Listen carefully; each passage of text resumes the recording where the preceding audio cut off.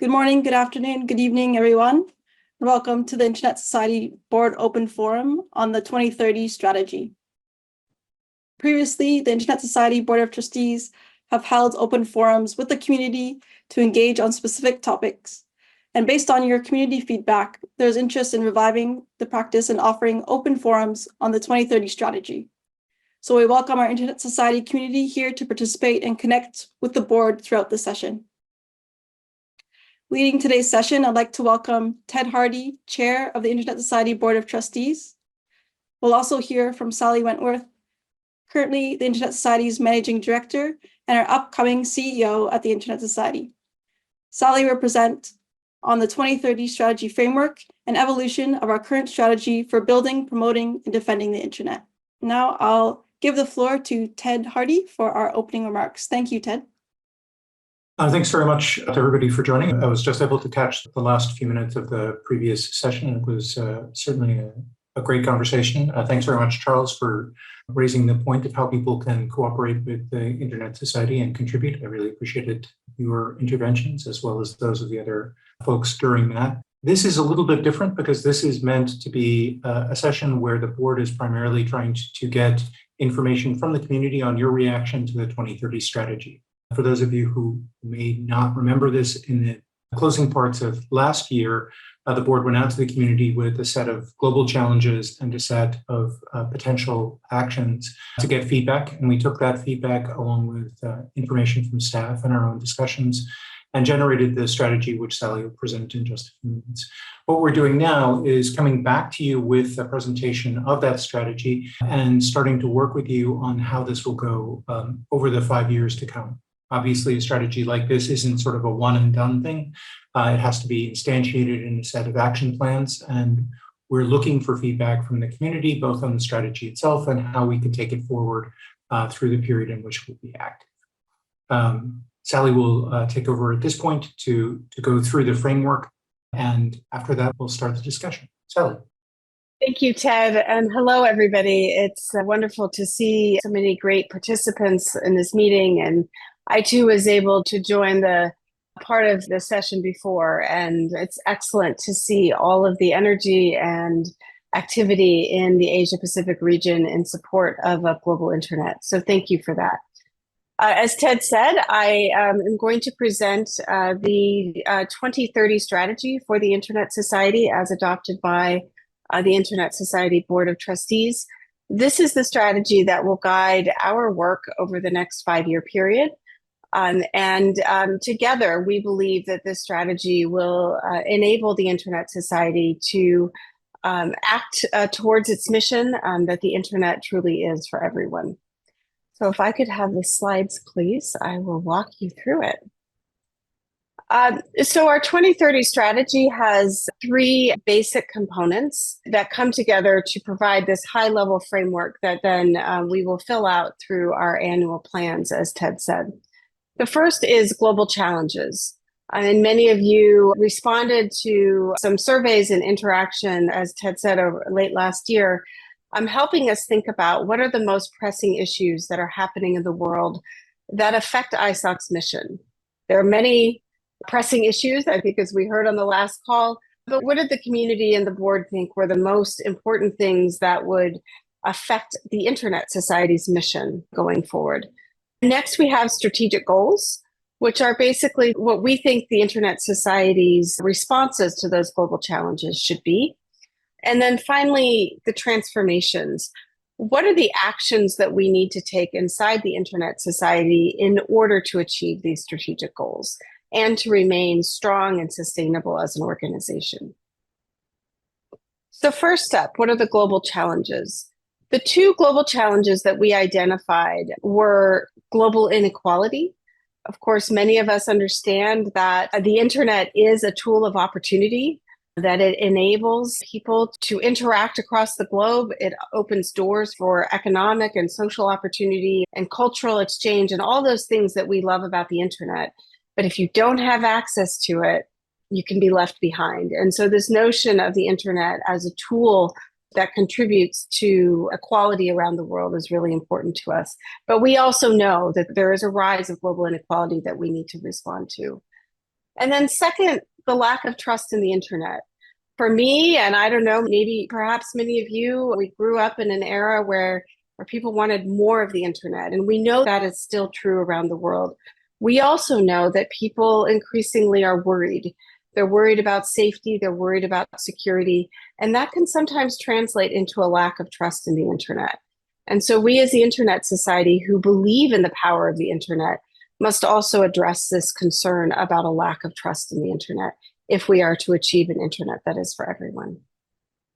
So what do we do about these global challenges? What can the Internet Society, and by that I mean our global community. This is not just about staff. This is about all of the parts of the Internet Society that make us a society. These are the strategic goals that our board has identified for us. And one thing that I really want to highlight here is that our strategic goals are articulated in terms of the impact on people. We are not here just to deploy the internet for the sake of the internet. We care about the impact in people's lives. We believe in an internet that is a tool of empowerment and of opportunity. And so the strategic goals are framed in terms of articulating what we're going to do that will make lives better. The first strategic goal is that people everywhere will have access to affordable, reliable, and resilient internet. What should we do to achieve that?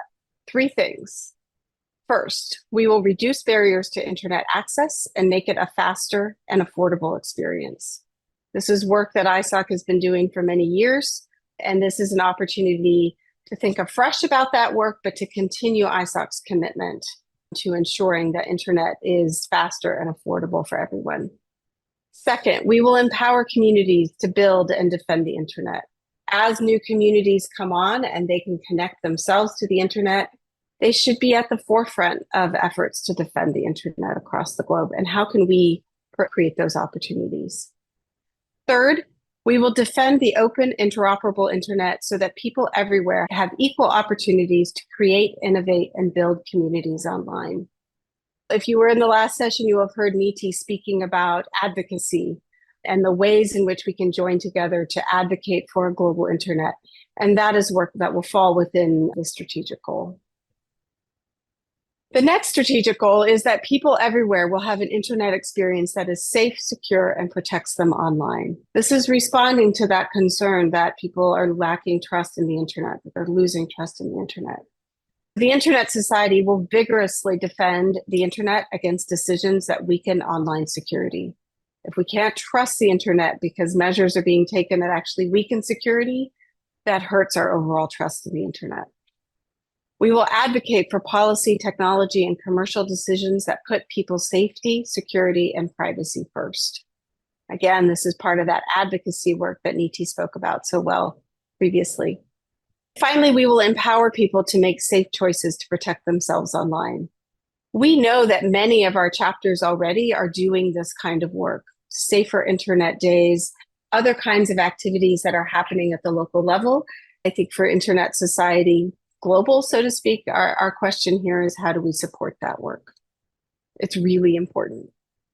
And finally, these are the important things that we need to do as the Internet Society in order to achieve those strategic goals. And there are a number of things here that you might recognize.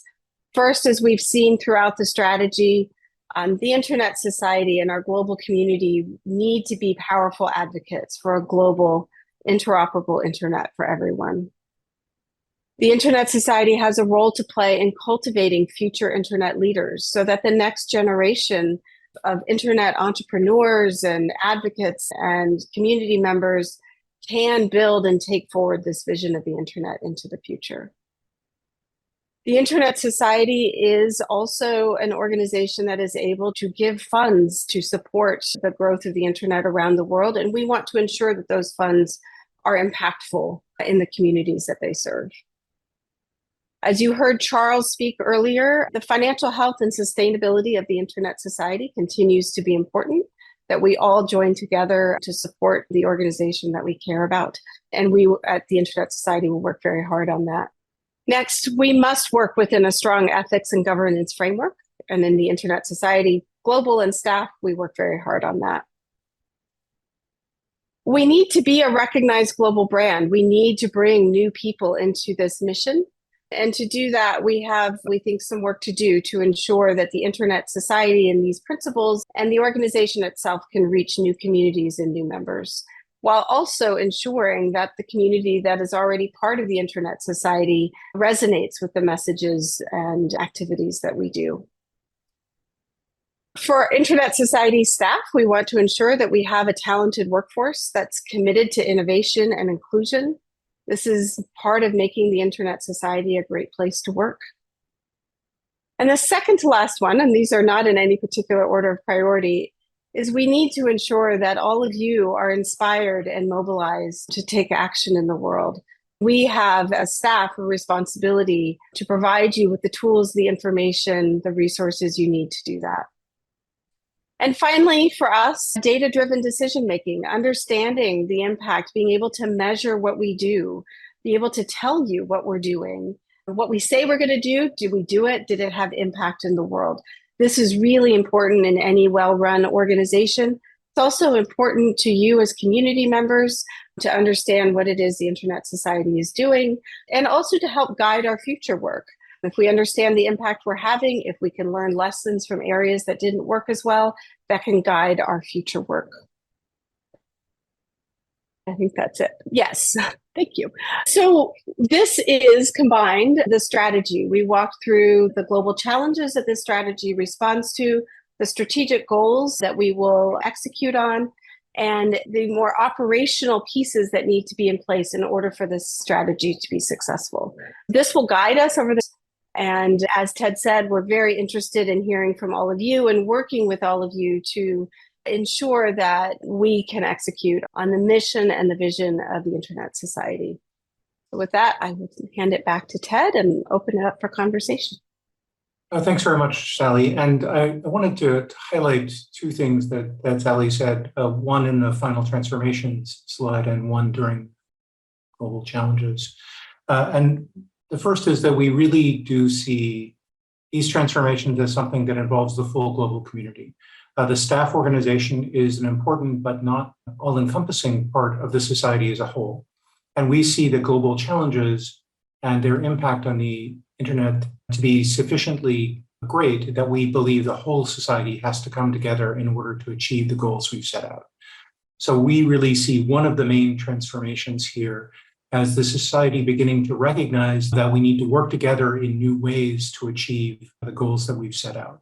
Clearly, we have different constituent elements of the Internet Society. We have chapter leaders here today. I can see Cheryl Langdon-Orr on the call and several of the chapter-related folks. We have folks from the IETF and we have folks involved from OMAC. I think we all need to recognize that some of what we're doing needs to work together a little bit more tightly than it has in the past in order to tackle some of the particular issues around trust in the Internet.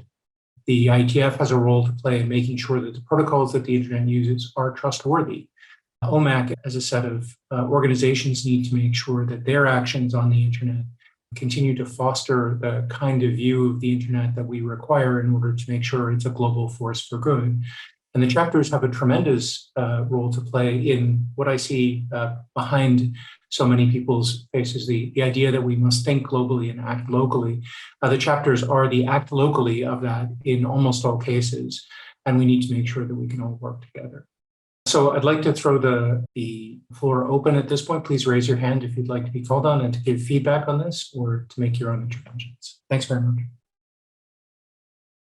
Cheryl. Okay, Ted, I'll start it off nicely if you like. Cheryl Langdon-Orr for the record. Firstly, can I just thank you all most sincerely for taking all of the information we plugged into this process and contributed, and the excellent work that you and the Board of Trustees have done to giving us something concise in simple language that, from my perspective at least, and English is my first language, but from my perspective at least, I believe chapters will be able to read and look at and work out where they fit into the picture.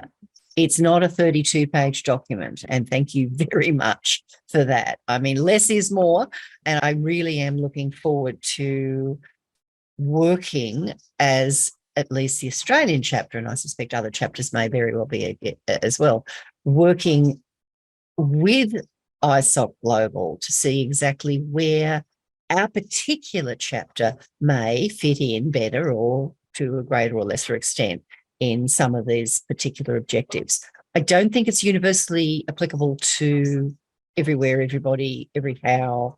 There's still going to be a little tweaking involved, and there might be some capacity building and resourcing required. But I actually think this is one of those pleasantly achievable plans. And just, hey, I don't say it often, but thank you very much. Thank you. And I will say that the Australian chapter has been one of those that's been particularly good at reaching across different parts of the society. I know that the IAB worked with the Australian chapter in some interventions in Canberra when there was a need to express concern over some proposals that came out of the previous government. And I know that you've worked with the staff organization for similar reasons in the past. So I think it's a great example of being able to work across different parts of the society to tackle a set of issues that are always there. How do we balance the trustworthiness of the protocol stack for day-to-day use with the government's needs and concerns? And so I think that's obviously going to be a continuing focus. We're going to see more of that as we go forward. And I look forward to us continuing to work together both with the Australian chapter and with the other chapters for whom this will be a similar set of concerns. Any other folks that would like to give feedback or make an intervention? Hi, I'm the chapter president in Singapore. We are, I admit, a bit inactive at present, although we are working on returning to activity. I'd like to put forward an idea that's sort of been bothering me for a number of years. And I'm intrigued. It was I who advocated that the word trustworthy be inserted in the mission statement some years ago. I don't know whether to be gratified or horrified that lack of trust now turns up as one of the top two issues that ISOC is faced with. Some of the time, the approach taken by ISOC Global and or the sort of polar positions put forward overlook that almost all of security and safety for human beings is provided by states. And it's often by states that we don't like very much, whose values we don't share. China, Iran, and Russia are obvious examples, but they're not the only ones. So my thinking is to sort of encourage you to remember that is the case, and that to make sure that when we address or even refer to states by name, that we ensure that we're always doing so from the standpoint of their interests and the interests of their people, never ever scapegoating them. I'm thinking in particular of the recent, last couple of days, a post turned up on Iran, which unintentionally makes the case for Iran's internet shutdowns. It's commenting on Iran without first looking at it from the standpoint of Iran's situation and values. I'm not in any way arguing against the mission that the society's adopted. I support it very strongly.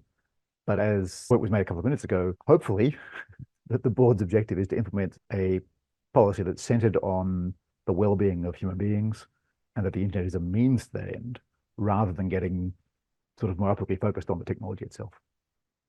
Anyway, hope that helps.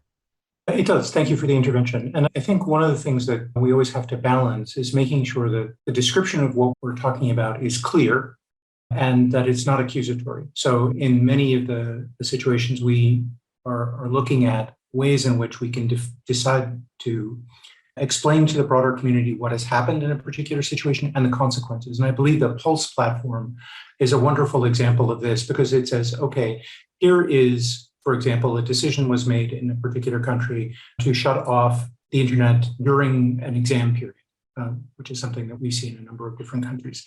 Here's the economic consequences to that. Here's what happened. Here's the loss of connectivity that we saw when they did that. Here's the economic consequences to that. And the clarity we have to do is we kind of have to tell you what the country was. Otherwise, we can't actually associate the rest of the data to that if we don't tell you what country it is. If it I'm not suggesting something, not identifying the country. I'm suggesting Right. looking at it from the named country's perspective and commenting on that basis, which did not happen with the post on Iran, for example. Okay, well, thank you very much. I'm sure Sally will take that into account as we consider that in the future. But it is something that it's always a balance, right? We want to contextualize the information we're giving them. In many ways, that means we do need to engage with specific governments on specific issues or talk about their actions in very concrete terms.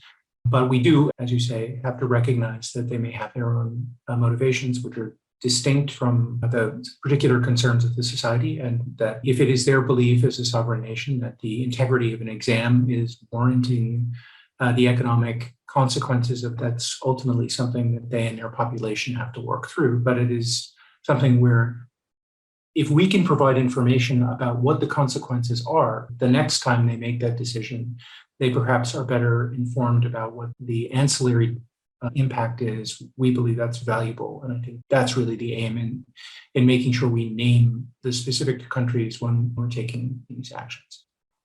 But thank you very much, Roland, for raising the issue. I see in the chat, Shahid Zahid Rahman has asked the question, is this strategy have any phase to measure how it is going to achieve the 2030 goal? And the answer to that is definitely yes. As we go through this from strategies layer, it will then become a series of action plans.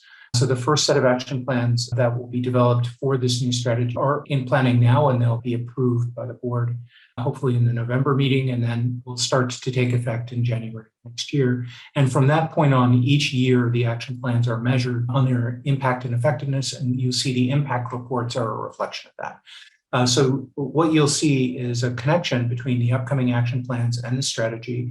And then at the end of each action plan, the impact report will kind of reflect on how well that particular year had gone and whether we're going to continue along that same set of actions in the next year's action plan, or there'll be course adjustments somewhere. But thank you very much for the question. Are there other questions or reflections on the strategy or interventions people would like to make? Charles or Caleb, would you like to make a short intervention, maybe to give your own reflections on the upcoming strategy, so that perhaps those reflections might spur some other discussion? Thank you, everyone. My name is Caleb, and I currently serve on the Board of Trustees of the Internet Society. I just thank you, Ted and Sally, for the excellent presentation. For me, I just think as the Internet Society staff are going to be converting most of the strategies into activities and things that we can work on at our local chapter. I just want to encourage us to actively participate and cascade the actions that we will get from those activities down to our members. Let's have it not stick with just the executive leadership, but make those impact felt across board, as we all defend the internet we all love. And I just think it's just something short I'd like to just talk about. Not prepared for any speech today. Well, thank you for that concise intervention. Charles? I just want to say that I'm not sure for the folks that are joining today's meeting, whether you had a chance to go through the strategy document before, or whether this is the first time you've seen it, because if it is the first time, then it is a lot to digest. But then again, if you've seen it a few times, you might think that, you know, these are the things that we are always talking about. So what? But I think it might be useful if we all take an exercise to try to localize all these language in our strategy to the local situation, you know, just like here.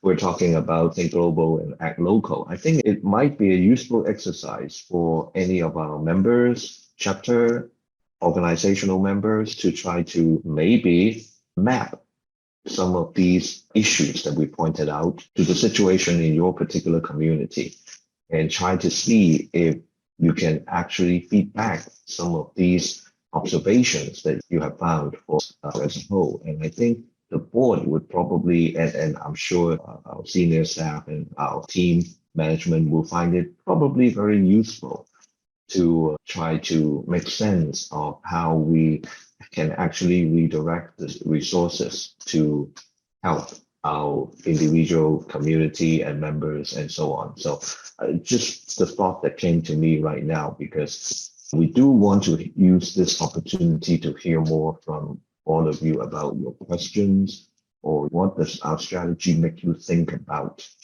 And I think that is what we like to hear from you, rather than just for us to repeat. So yeah. Would anybody like to comment, or do you have an intervention or question? Michael or Michel, sorry. Je suis Michel, je suis membre de l'Internet Society République de Guinée. Je suis très content d'être parmi vous. Et j'aimerais savoir est-ce que le document qui parle de la stratégie sera partagé sur les mails? Ça, c'est la première question. Et la seconde question, est-ce que la plupart des pays du monde, parce que en général, les gens n'ont pas accès à l'Internet. Donc, j'aimerais savoir, est-ce que, quels sont les points où l'Internet Society intervient dans le monde entier? Donc, c'est un peu ces précisions que j'aimerais connaître. Merci. C'est tout. Merci. Thank you very much, Michel, for your two questions. So the answer to yours is certainly we can share the strategy. There's a download link in the chat, but we can make that download link available. I believe it was in the message about the strategy that went to all of the individual members, but we can see about other ways of making that more available to you and to other members of society. I think the second question you had is, how does this strategy work when we're talking about people who are not yet connected to the internet? And obviously, our current strategy is sort of summarized in 3 pillars: build, promote, and defend. And we agree with you that those who are not yet connected to the internet are often at the most disadvantaged places in relation to these issues because they don't currently have any connection to the network. They, as a result, don't have the economic benefits or the social benefits of the network. And as the trust in the internet goes down, the will to continue to interconnect people has been reduced. And so I think as part of our advocacy, one of the things that we're looking for is to make sure that people continue to understand the benefits of the internet so that they can continue to work together, both in community network and in other ways, to connect the unconnected. That remains a fundamental part of the goal of the Internet Society, to make sure that the internet is for everyone. I also want to reflect for a moment on the challenge that presents in different contexts. Obviously, there are some contexts where the difficulty is technical. Somebody is very difficult to reach through terrain or the sparsely populated areas versus those who are facing economic challenges in this. And these are both things that we need to pay attention to.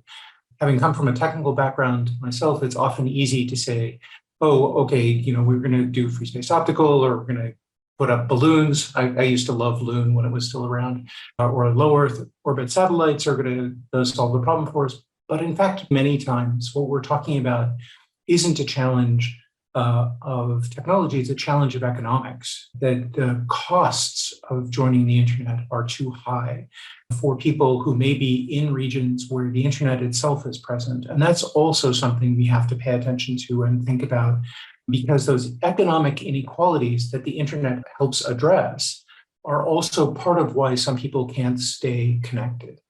And thinking through and working together on that problem is something that I believe is part of the upcoming set of challenges and the upcoming set of goals. I also wanted to reflect for a moment on something that both Caleb and Charles said, is we don't want this to be something where this is just a staff organization set of goals or strategies, but instead, we do believe that the different chapters and the different parts of the Internet Society can share directly with each other. And yes, the situation in Australia may be different from the situation in the Cook Islands, or the situation in a landlocked part of Central Asia may be very different than the situation in Japan. But there are definitely chapters who are facing similar issues to each other in economics. There are definitely chapters who are facing similar issues to each other in technical or policy questions. And the sharing you can do with each other is definitely part of what makes this an internet society and not just a staff organization in some chapters.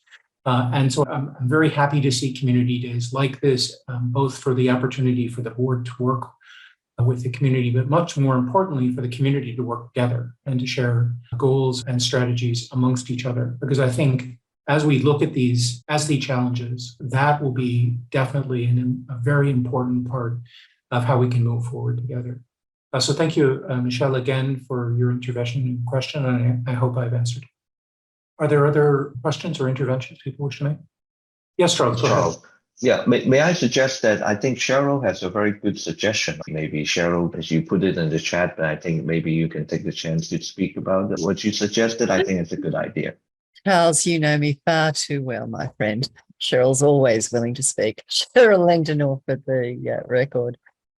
We have an advantage in Australia. I do not deny that, in as much as our chapter is particularly involved in policy and responding to governmental calls for public comment. So we're very deeply engaged with working with the policymakers and decision takers within our space. But what we have done over the last couple of years, and I want to give credit specifically to our country code.au manager, AUDA, and not only ourselves, but also APNIC and other domiciled in our space organisations. We've kept talking to each other. And what's happened from this is because we've developed trust and a communication language, we've now become an official roundtable. So we have within country developed in only a few short years a trusted network of individuals representing peak bodies that meet under Chatham House rule at regular intervals through every year and just talk all this stuff through. So before our representatives go to a WSIS or an ITU or a whatever from the government, they are touching base with us, and we bring our community, our end user, our interest groups, our stakeholders' views to the table. There's no rights or wrongs. It's a show and tell. It's a bit of a marketplace. But the ability for me, for example, to bring this document, get it on an agenda and have it understood, accepted, and indeed utilised is obvious because of the way this particular document is put together. So kudos for that, because you've finally given something like what we do in our country a really useful tool.